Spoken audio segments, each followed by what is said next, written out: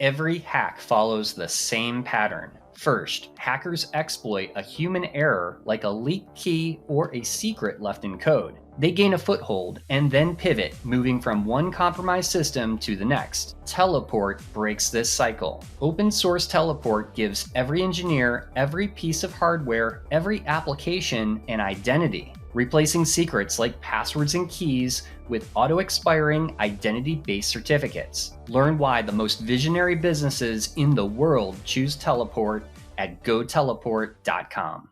Welcome to this episode of the Shared Security Show, and joining me this week are my two co-hosts, Scott Wright and Kevin Johnson. And we are also joined by the author of RUSE, Lying the American Dream from Hollywood to Wall Street, Robert Kerbeck. Welcome to the show, Robert. Wow, I am so excited to be here. And I have 3 interviewers. I'm really nervous. Yes, this is a panel interview. Well, first of all, I wanted to say just great book. I just recently finished it and really enjoyed learning all about your adventures of being a corporate spy. So, and before we really get into the interview, I did want to ask one big question, since I learned in your book that you had a brief role in the TV show Star Trek Deep Space Nine. Now, Kevin here, he's a fan of a certain sci-fi series. But I want to know, in your opinion, Star Trek or Star Wars, which is better? Whew. Oh man, that's such a great question. I'm going to have to say neither. I definitely would not pick Star Wars because some of those early movies were pretty rough. But they did redeem themselves with a couple of the later movies, I thought. And Star Trek, I really liked the original series and Next Generation. I thought was fantastic. Deep Space Nine, I'm not a fan of, even though I was on the show. Which means they're definitely never bringing me back on any Star Trek show ever. Ever. But I do have a Star Trek collectible card, which is pretty cool. So, I could take that to my grave that they made a Star Trek card of me. That was a safe answer. I like that. That was a safe answer. That was definitely a social engineering answer. And if they were still making the Big Bang Theory, yeah. Well, the funny thing is I kind of trashed both shows, so you can see why my acting career might not have panned out. Maybe I should have been a little bit more political. No, I'm not a good political person. I say what you think. Yeah, so that's right. They're giving you crap because I belong to the 501st, so we build screen accurate Star Wars costumes. And if I was actually at the office, but I'm not, there would be a Star Wars costume of some type on a mannequin behind me. Yes. Yep. That is Kevin's hobby. I mean, passion. So my wife says it's the nerdiest thing I've ever done. Yeah. Well, I'm a writer, so writers in general are nerds, and so I have a lot of writer friends that are huge Star Wars people and Star Trek people. Very cool. So speaking of writing, so what inspired you to write your memoir? And I have to ask the bigger question, I think, is, are you still rusing, and are you still in that corporate spying game? Well, I wouldn't be a very good corporate spy if I wrote a book about corporate spying and continued to spy, right? No, people are dumb. You could still do it. Yeah, I guess you could. I mean, the job was already dangerous as it was. And I think, now that I've outed myself, I think it would be really crazy. But I have to tell you, I get emails regularly from major corporations today saying, "We loved your book. Would you be willing to spy for us?" Wow. Right? Which I think is pretty incredible, right? Because it's like, I've just written a book about what I did, how it's certainly unethical, borderline illegal, or illegal, depending on what I'm doing and what I'm saying on a given day. Yeah. And yet these corporations could care less. They could care less. They want the information. Even today, when we've, crossed over into this era where everything is, you're getting it via technology. And most of the rusing I did was, old fashioned over the phone. But even today, I could pick up the phone, and trust me, I can get you to answer your phone. I have tricks to do that. And then all of a sudden, I'm going to portray myself. I'm going to have some story. I'm going to have some ruse. I'm going to be an executive offsite whose name you recognize. And maybe you met them once at a conference and you know they're a major executive with the firm, but yeah, you don't know them that well. And they have this story that there's a problem. They're meeting with the regulators, the compliance officers, the SEC, whatever story I come up with based on the research that I would do. And you're going to go, oh my God, this is a crisis. I got to help this guy out. And you would tell me whatever I wanted to know. So even today, that kind of spying goes on all the time. And that's why these corporations, they're just willing to spend so much money because they want to know anything and everything they can about their competitors. And of course, what's gone a step further now is ransomware, right? So these ransomware attacks are often, maybe even most of the time, there's social engineering that is also utilized as part of that attack, right? Because if I can call someone and trick someone on the inside into telling me their password or logging in for me, any of these kind of tricks using social engineering to get somebody on the inside to do the dirty work for you, it just makes all of that kind of work so much easier, right? Oh yeah, totally. So I'm kind of interested just to maybe you can talk a little bit about how your acting career really kind of led you into becoming, that corporate spy, and then, working in eventually you ended up in recruiting, right? Corporate recruiting and all of that towards the end of the book. But I'm just interested to hear like your take on, how acting has really kind of helped you in your career. Yeah, so I grew up in Philadelphia, and my family is well known in the car business, the Kerbeck automobile family. My great grandfather sold horse carriages before cars were invented. My grandfather took over that dealership. My father took over that dealership, and I was supposed to take over that dealership. And when I was in college at the University of Pennsylvania, I kind of fell in love with acting. And when I graduated, I really wanted to move from Philadelphia to New York to try to be an actor, but I didn't know anybody that had done that. It seemed crazy to me. And so I went and worked for my father in the family car business. And it just wasn't for me. The kind of dishonesty and trickery of car sales, it just didn't feel right for me, which of course is pretty ironic that I leave car sales for that reason and then move to New York, and I need a survival job. And who stumbles into a job as a corporate spy? But that's exactly what happened. Yeah. Yeah. Interesting. So your first boss, Leona, I wanted to bring this up because, how significant was that relationship to you, and how did just, working with her, and how did that help develop your skills? Because I kind of thought of it as like almost a mentorship type of relationship. And I'm just curious to know how that really helped you gain those skills and meet other people in your rusing career.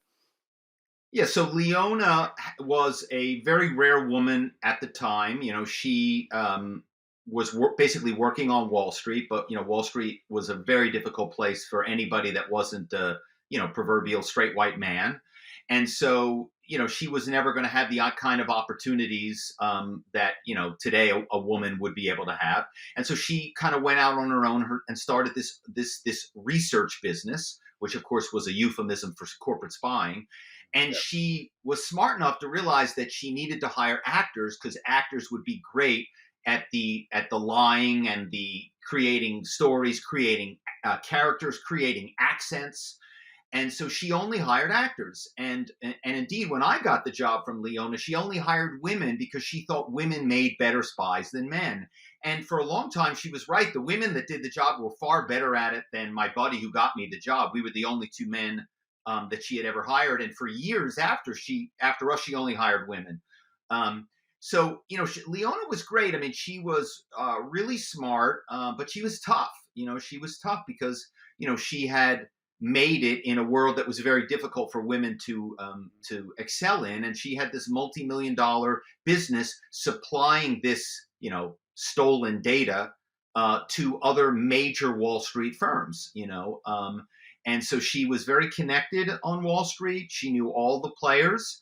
But which, she was tough. She was really tough. So I don't know if mentor is kind of the right term that I would use for her.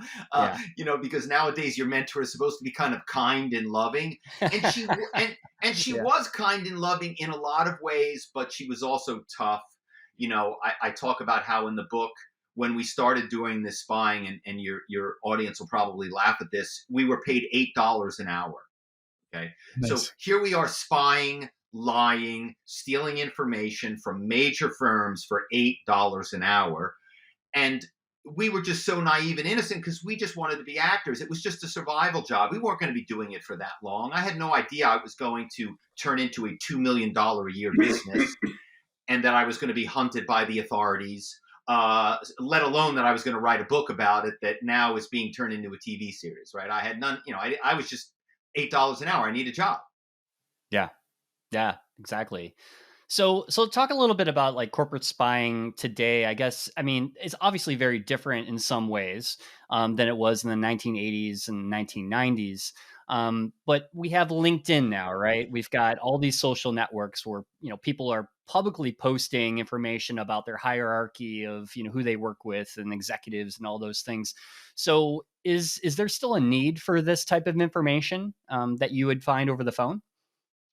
Well, based on the emails that I get weekly from people asking me to do the same kind of work that I did back in the day, the answer is yes, because and there was one interview, I forget who it was, maybe it was the New York Post, said that I was LinkedIn before LinkedIn was invented, right? And it was kind of true, because before LinkedIn, there was no way you could learn the hierarchy of a company, who ran the groups, who the rock stars were in the group, what the groups did, all of that kind of information. And you can imagine how valuable, you guys kind of know how valuable that information is, but sometimes people outside, they don't understand that, if you can steal, the top two people on a team, or the number three person on a team, and now you bring them to your firm, not only do they come, they bring the secrets that they have, right?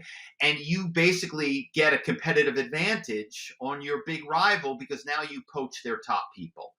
And so what we would do, and what I think you can still do, is almost all corporations have internal metrics that they use to rank their employees. And sometimes maybe it's salary, though that's not always a direct barometer, because sometimes somebody's making more because they've been there longer. They're not necessarily doing better than.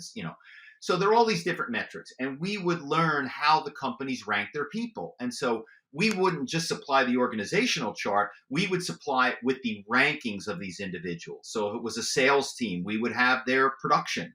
If it was tradings, we would have the, who had the biggest trades. If they were bankers, we would have the size of their book of business. If they were asset managers, we would know who had the most assets under management, right? And we would have all of these things so competitors could go, okay, these are the people we need to steal, and we would get their salaries too. So we would go, look at this person. They're making this much money, but they're only getting paid this. They are ripe for plucking, right? And so then you would steal that person. And again, a lot of times people are outside the business. They don't understand how valuable, what a game changer that is. And so sometimes the analogy I use is, Steve Jobs, legendary CEO of Apple, would not list his designers in the corporate directory for fear of them being stolen. Imagine if you had poached one of the original iPad designers in the early days and brought him over to your firm. How much money might that have been worth? Oh, jeez. Yeah. Right? Well, yeah, almost difficult to track. I mean, it's almost impossible to think how much that would be worth. Yeah. So anyway, long story short, the spying is still very valuable today, because even on LinkedIn, I'm here to tell you, I'd say 60% of executives are on LinkedIn, and 40% are not. Yes. Because most people, if you're successful at your firm, you're killing it at your firm, you are sick of being bothered, you're sick of getting calls, you're sick of getting direct messages. And so eventually you get a new job, you don't even update your LinkedIn, or you move within the firm and you don't update your new position because you don't care, because you're doing great, right? So LinkedIn is, maybe about 2/3 accurate. And the big corporations, the big executive search firms, when they're going out and trying to steal people, Are they trying to steal the person at the bottom of the team? No. Are they trying to steal the person in the middle of the team? No. They want those 40%, 30% of people that aren't on LinkedIn. That's what they want. You want your organization to be secure and compliant and to have a healthy culture. But your employees' lack of awareness makes you vulnerable to data theft, fraud, and compliance penalties. It's frustrating that the boring, static training content that's being used today has failed to improve employees' ability to defend against cyber attacks. At ClickArmor, we know that without using gamification, it's extremely hard to get staff to understand how to avoid threats. Our gamified simulations and challenges have provided a 50% average improvement in thousands of employees' ability to spot phishing threats. Go to clickarmor.ca/shared security to get your free gamified phishing assessment for up to 500 employees. You'll see quickly how gamified simulations can help your team be more resilient and compliant and help avoid costly ransomware and fraud incidents.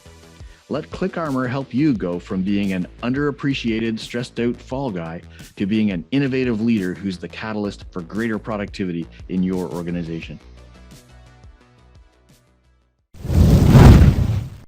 So I loved hearing about all the different famous people and actors and other people that you encountered while you were an actor. One in particular was OJ Simpson. Can you talk a little bit about that story? Yeah, so I was doing this buying job. Like I said, it was $8 an hour, and I was a working actor. I wasn't just saying I was an actor or trying to be an actor. I had an agent. I was getting big jobs on TV shows and movies. I have a pension from the Screen Actors Guild, and I was very close to making it a number of times. I booked like 4 pilots. None of them ever went to series, which is kind of then you needed to get a series, and the series needed to go to really to get a real career, right? To get some name recognition.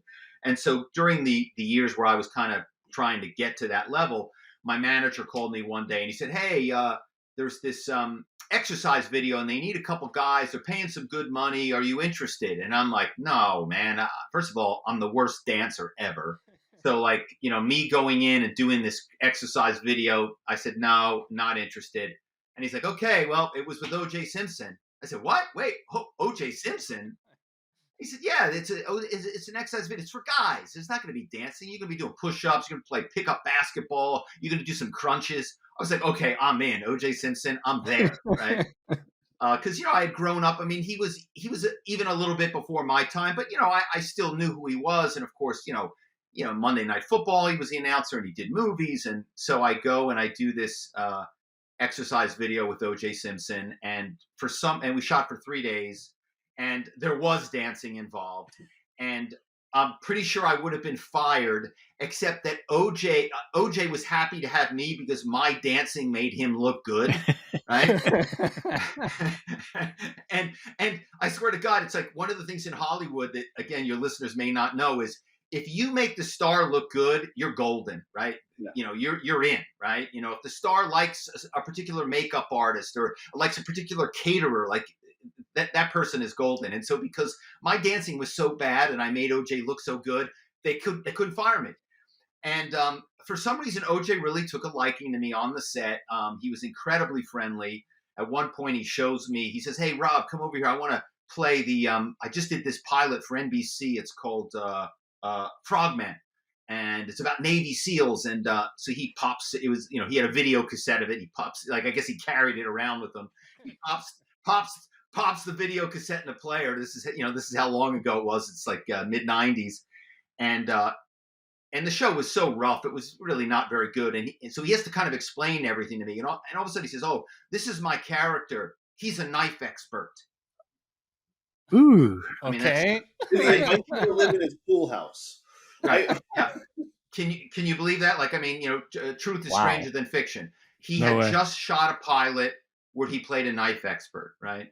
And so anyway, so you can imagine my shock and surprise when a week or 10 days, I forget what it was, later after shooting this video with OJ, he's in the Bronco, trying to escape to Mexico on the 405 freeway with with a bag of cash and disguises in the back. That's funny. Wow. Yeah, and then later, it's like OJ would not leave me alone. Like he, he has followed me for 20 years. First, there were all these people, because remember back in the day, there was no, footage of this. That there was no TMZ, and so I was getting calls all the time. People wanted to know what had happened on that set, what I had witnessed, and I did witness some things. I witnessed him sexually harassing a woman. I witnessed him saying things that you could never in a million years say on a set today. You could never say in any workplace today. And then, of course, afterwards, that trial was introduced into evidence because part of OJ's defense was that he was too infirm to kill anybody, let alone two people. And I'm here to tell you, I was, 30 years old in the best shape of my life. And OJ, standing next to him, I'm 6'1", I weighed 180 pounds. I was like a twig next to an oak, right? If we had been in the cage, I would have been murdered in like 15 seconds, right? Yeah. So, and then of course, finally, they did the TV series in 2015, The People versus OJ Simpson, with Cuba Gooding as OJ, and they recreated the exercise video for the series, which meant an actor got paid to play me. That's awesome. They didn't call you up for that one. Jeez. No, they didn't. They didn't. Bummer. No, they didn't. I know. It was pretty. When my wife showed it to me, she saw it and she yelled, because I'm like, I never want to see anything with OJ again. But she yelled, come down. And I went down and she replayed it, and I literally fell onto the ground. I was laughing so hard. That's hilarious. You met the actor who played you. No, I did not. And that's an autograph I would want. Well, yeah, and I don't really, I have to say, I don't think much of this actor, because if he was serious about his work, he would have called me and asked me what was I thinking in those moments when I was doing those bad dance moves. Maybe it was so obvious what you were thinking. Why am I doing this? Yeah. Wow. Oh. So is acting, I was just going to ask, is acting the best preparation for becoming a RUSER, or what other professions have you seen people do a good job at? Yeah, I think for sure, and especially because, look, there are people are doing cons all the time that didn't go to acting class, right?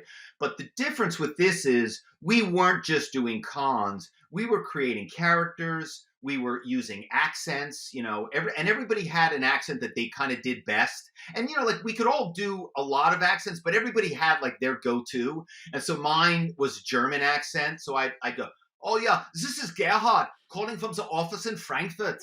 They have the European Union regulators here this week, and they need some information. Now, good. When you pick up the phone and you have this guy with this German accent on the phone, is anybody thinking that, wait a second, maybe this is an actor putting on a phony German accent? No. Do you know how many times people said 9 to Gerhardt and didn't give me the information? Never.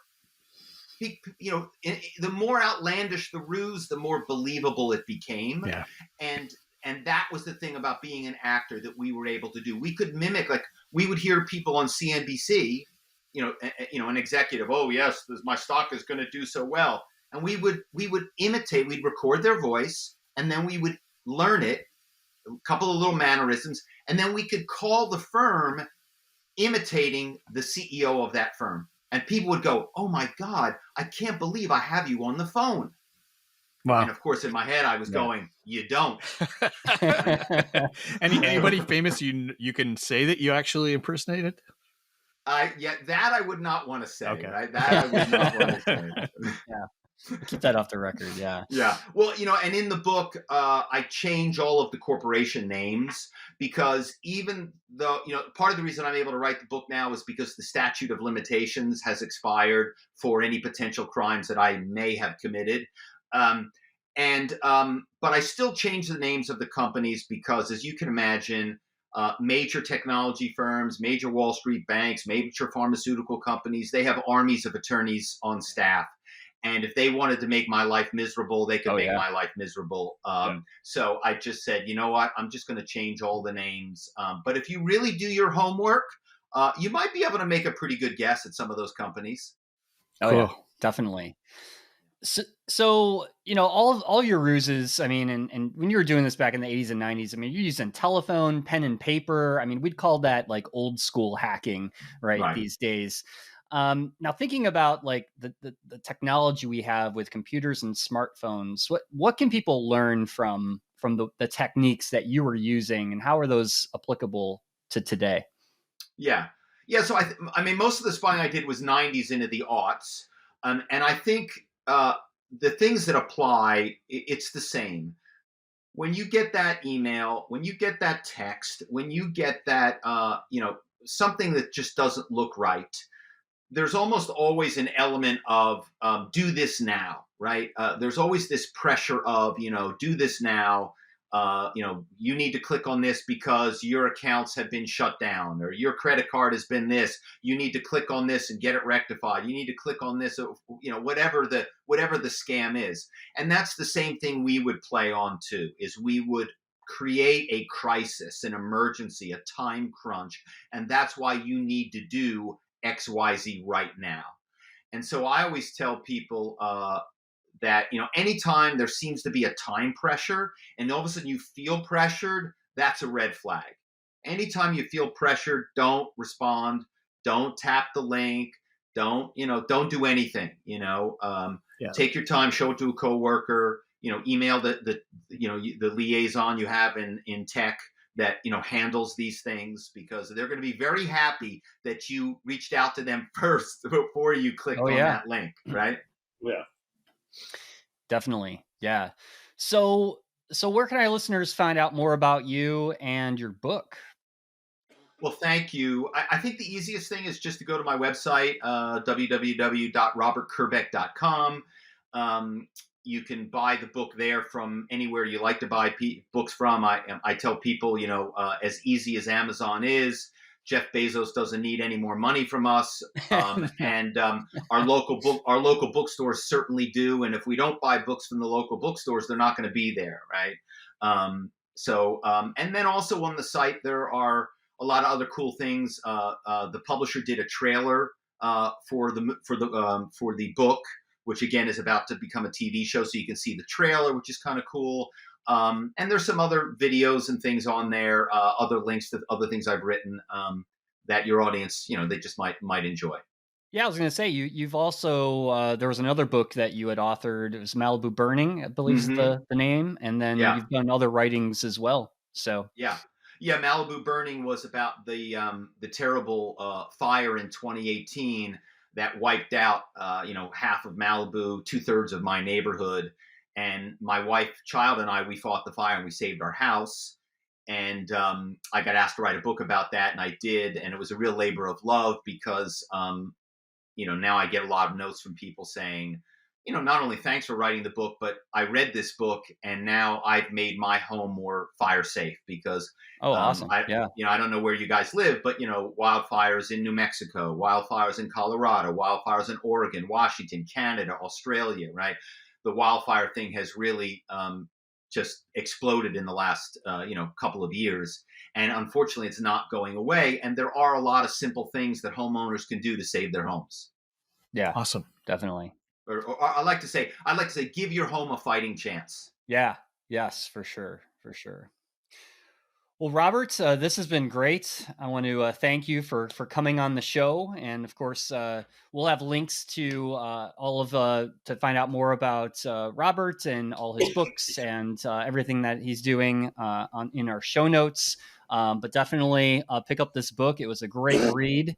Definitely recommend it to our listeners. So, again, thank you, Robert, for coming on the show. Oh, thank you, gentlemen. It was a pleasure. Thanks for watching. If you enjoyed this episode and you'd like to help support the podcast, hit that like and subscribe button. To catch all the latest from the show, visit our website, sharedsecurity.net. Follow us on Twitter at SharedSec, and join our Reddit community on the Shared Security Show subreddit.